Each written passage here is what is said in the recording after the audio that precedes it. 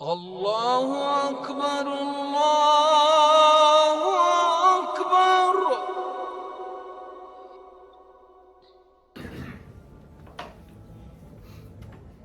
أعوذ بالله من الشيطان الرجيم. بسم الله الرحمن الرحيم. إن الحمد لله نحمده ونستعينه ونستغفره ونعوذ بالله من شرور أنفسنا ومن سيئات أعمالنا. من يهده الله فلا مضل له ومن يضلل فلا هادي له. ونشهد أن لا إله إلا الله وحده لا شريك له ونشهد أن محمدا عبده ورسوله وبعد. فإن أصدق الحديث كتاب الله وخير الهدي هدي محمد صلى الله عليه وسلم وإياكم ومحدثات الأمور فإن كل محدثة بدعة وكل بدعة ضلالة وكل ضلالة في النار وبعد.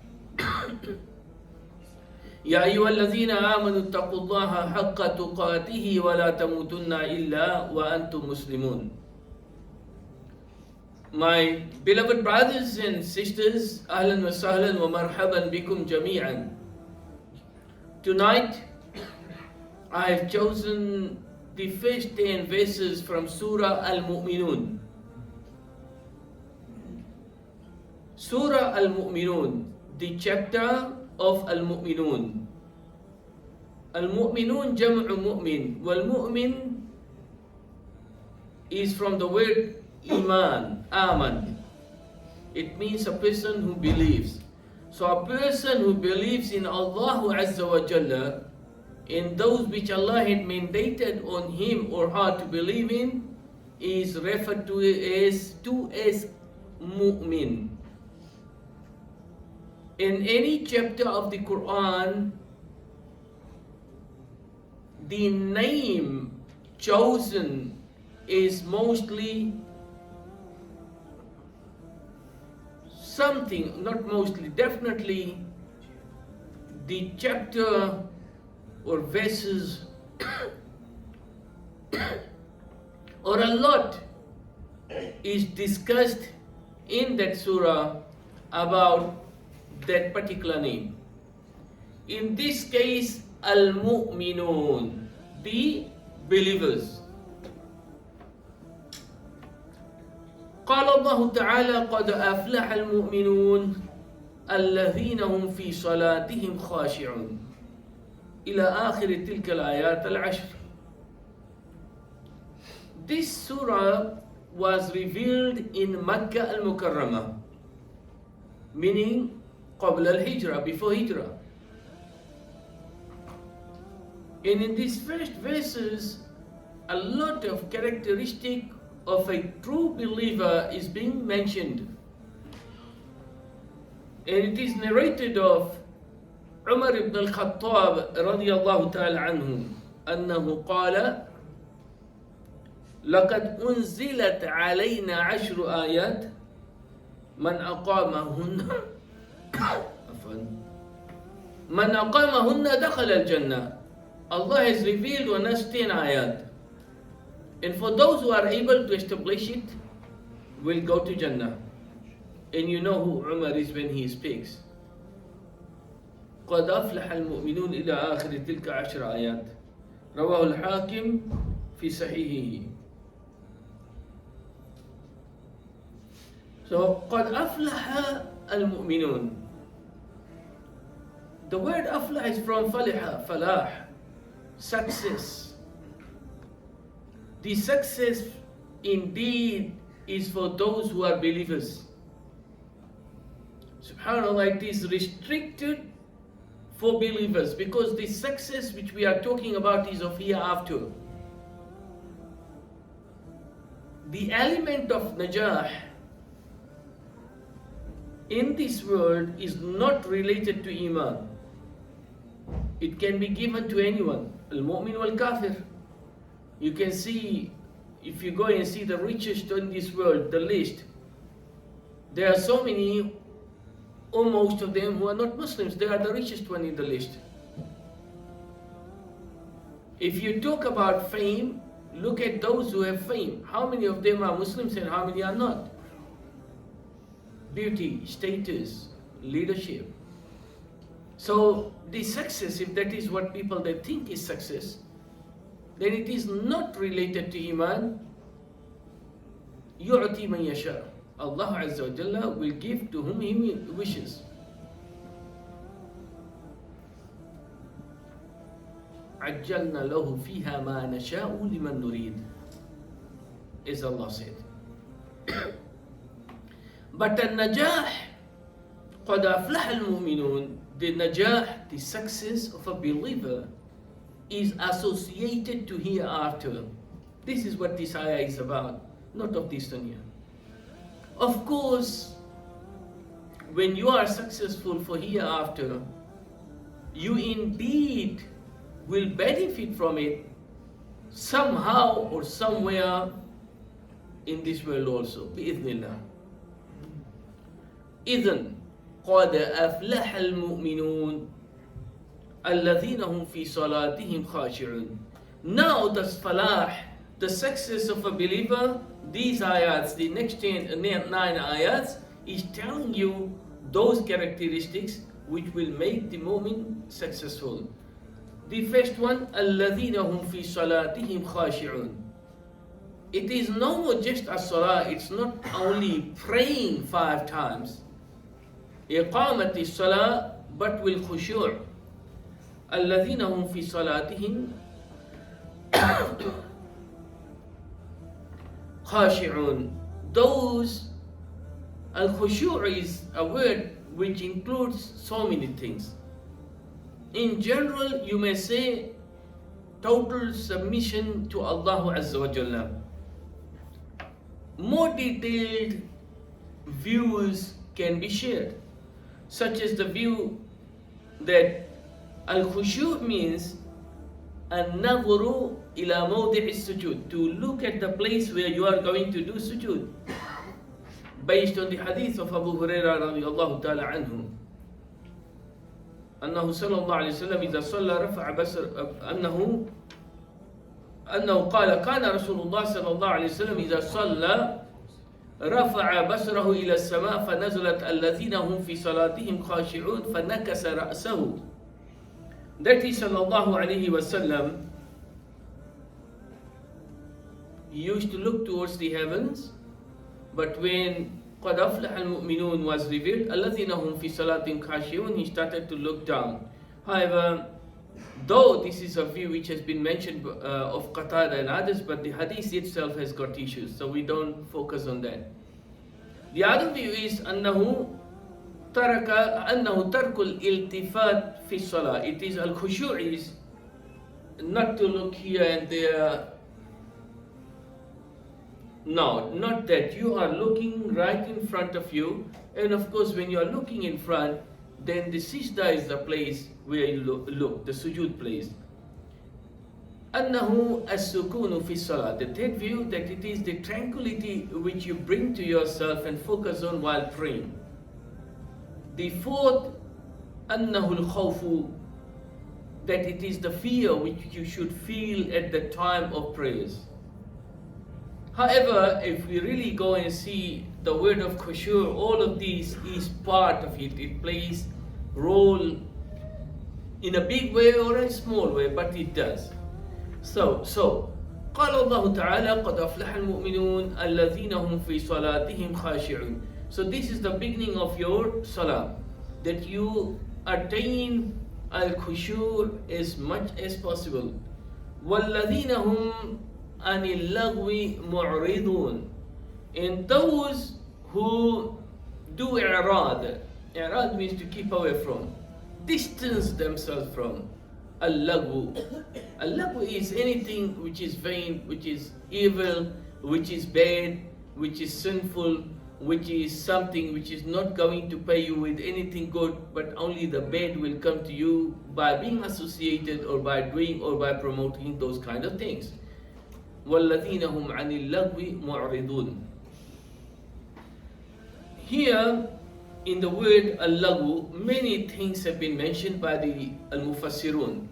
Among those, that the meaning of al-lagwu is shirk. Another meaning something which is batil, something which is wrong. Another meaning al-ma'asi, something which is sinful. Another meaning al-kadhib, something which is a lie. Lying is part of al-lagu. Number 5, ash-shatmu wal-adha, to swear on someone, to use abusive verbal words, or to bring some form of harm on others. All of these are part of al-lagu. وَالَّذِينَ هُمْ لِلزَّكَاةِ فَاعِلُونَ وَالَّذِينَ هُمْ لِلزَّكَاةِ فَاعِلُونَ, and those who pay and execute a zakah. What zakah are we talking about? Remember, this surah has been revealed in Makkah, and this ayah is part of the surah. Whereas the known fact amongst the jurists as per hadith is that the zakah was mandated as being wajib and a pillar of Islam in Medina. في السنة الثانية من الهجرة قبل شهر رمضان, in the second year of Hijrah before Ramadan, and then Ramadan came. Both of them were mandated on the second year of Hijrah. So, what does this zakah mean? Among those views, of course, that this zakah, yes, it was revealed in Makkah, but it is not that zakah. It means can include tazkiyatun nafs, purification of your soul, because that's also tazkiyatun nafs is from the word zakah itself, and also it can mean just giving from the wealth, anything in the path of Allah. And this is what the scholars they say. It means in general, the zakah is just spending generally in the path of Allah, and then it was mandated as per regulation how much, what the conditions are, when the zakah becomes wajib, and how much on what type of wealth. All of those details were later on followed by in Al-Madinah Al-Munawwara. وَالَّذِينَ هُمْ لِلزَّكَاةِ فَاعِلُونَ وَالَّذِينَ هُمْ لِفُرُوجِهِمْ حَافِظُونَ, and those who protect their private parts from being abused in anything which is haram. So they only maintain a relationship which is halal, whether with a wife or husband, and for a man also with the slaves. And we know at present slaves are in extinct due to the rules which the law which was passed quite a while back, but we don't know, a time will come in future what may happen later. وَالَّذِينَ هُمْ لِفُرُوجِهِمْ حَافِظُونَ إِلَّا عَلَى أَزْوَاجِهِمْ أَوْ مَا مَلَكَتْ أَيْمَانُهُم, except with their wives and those whom they own and refer to as concubines. إِلَّا عَلَى أَزْوَاجِهِمْ أَوْ مَا مَلَكَتْ أَيْمَانُهُم فَإِنَّهُمْ غَيْرُ مَلُومِينَ, for this they are not sinful, because that is what has Allah legalized it for everyone. فَمَنِ ابْتَغَى وَرَاءَ ذَلِكَ فَأُولَٰئِكَ هُمُ الْعَادُونَ, and whoever seeks anything apart from this, regardless of whether it is al-azwaj or al-amah or anything else, if something wrong is being considered haram, illegal, then that is something which is of course not accepted and rejected, and it is not among the characteristic of a believer. وَالَّذِينَ هُمْ لِأَمَانَاتِهِمْ وَعَهَدِهِمْ رَاعُونَ, and those who focus on the amana. Amana is a simple word which means trust. Trust, any form of trust is amana. You trust me because you may have dealt with me, it's amana. So you trust me, so you told me something, and you say it is amana, don't tell anyone else. Okay, mashallah. And the problem is when you use the word don't tell anyone else, sometimes it means tell everyone. And I told you the story that there was a person called Jamil in Makkah in the beginning of Islam. and he was the BBC of the time, without any doubt. So there were a few incidents. One of them I remember, but I shared it with you people. So they wanted to spread the news. So they came up with this idea that we have to call Jamil and tell him, not by phone, call him and go and meet him. They know where he is. So they went and told him this, and they told him, don't tell anyone. Instantly after he was informed, they saw him going, knocking doors, talking to people and telling him, La hawla wa la quwwata illa billah. So this is what it is. Barakallahu fikum. Amana, when somebody tells you, you have to keep it. So وَالَّذِينَ هُمْ لِأَمَانَاتِهِمْ وَعَهَدِهِمْ رَاعُونَ, those who keep the amana, and whatever they have promised or taken as an oath, they try their best to fulfill. So amongst the amana is not just about between us. The amana, in fact, for you and me is the entire deen almost. If not for sure, definitely everything. In fact, everything. So you execute your deen in perfection. Your salah is amana, giving out zakah is amana, performing hajj is amana, nasiha is amana, learning Islam and preaching it and practicing it and preaching it to others is amana, being honest is an amana, do not lie is amana, fulfilling the obligations towards Allah is amana, towards yourself is amana, towards others is amana. All of these come under the amana because you have been entrusted with all of these responsibilities. It becomes amana. There are certain things which are posts given to people who qualify for that and suitable. So it is amana on them and it may not be on you, such as alim, scholar in a community, and you are not. So that amana is on that alim to fulfill the obligations of teaching everyone, preaching to them, letting them know what Islam is, and to teach, especially the Muslims, all the details which they know for daily life. It may not be on you up to the level which is on that alim, because you don't have that amount of amana which can be given. Simple as that. وَالَّذِينَ هُمْ لِأَمَانَاتِهِمْ وَعَهْدِهِمْ رَاعُونَ وَالَّذِينَ هُمْ عَلَى صَلَوَاتِهِمْ يُحَافِظُونَ, and those who maintain their prayers. And of course, we are talking about Salatul Fajr, Salatul Zuhr, Salatul Asr, Salatul Maghrib and Isha. 5 times prayer, which was mandated.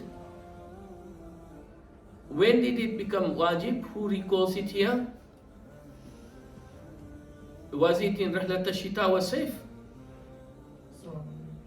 Rahlat al-Isra wal-Mi'raj. Na'am. It was in the journey of al-Isra wal-Mi'raj. Remember, in the beginning it was how many? 50. Na'am. And then it was decreased to 5. Allah Azza wa Jalla spoke to Muhammad sallallahu alayhi wa sallam. لَيْسَ بَيْنَهُ وَبَيْنَهُ تَرْجُمَانٌ. So, Faridatul Salah, the 5 times, was in Makkah. And it was in the end part of just before Hijrah. When it comes to before that, they used to pray, but not the 5 salawat like this. وَالَّذِينَ هُمْ عَلَى صَلَوَاتِهِمْ يُحَافِظُونَ أُولَٰئِكَ هُمُ الْوَارِثُونَ الَّذِينَ يَرِثُونَ الْفِرْدَوْسَ هُمْ فِيهَا خَالِدُونَ. Subhanallah. When these characteristics which has been mentioned, the amana which has been mentioned, al-ibadat which has been mentioned, those which you have to maintain or things which you have to keep away from, if you are able to fulfill it, then indeed you are a warith. You are an inheritor, legal inheritor of what? Al-Jannah. أُولَٰئِكَ هُمُ الْوَارِثُونَ الَّذِينَ يَرِثُونَ الْفِرْدَوْسَ هُمْ فِيهَا خَالِدُونَ, where you will be forever dwelling, and that is in the Jannah. So the most important things being mentioned here related to a characteristic of a believer, and these are in the first 10 ayat of Soorah Al-Mu'minoon. And Umar ibn al-Khattab radiyallahu ta'ala anhu, he said, those who maintain that, they are going to go to Jannah. So the focus was on Salah, focus was also on keeping away from al-laghu, all the bad things, all the sinful acts, and to pay zakah and to maintain your chastity and not to abuse yourself by indulging in any form of adultery or fornication, and also to be among those who are upright in keeping their amana and ahad, the oath.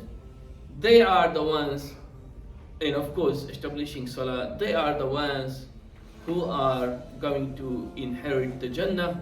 They are the ones of whom Allah said, أُولَٰئِكَ هُمُ الْوَارِثُونَ الَّذِينَ يَرِثُونَ الْفِرْدَوْسَ هُمْ فِيهَا خَالِدُونَ.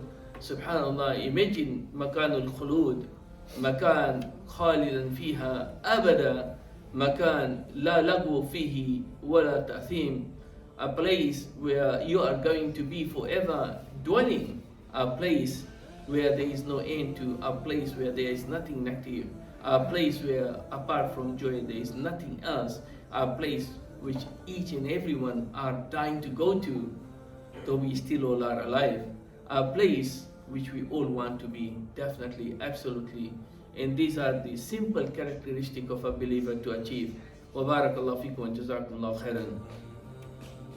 سبحانك اللهم وبحمدك ونشهد أن لا إله إلا أنت نستغفرك ونتوب إليك.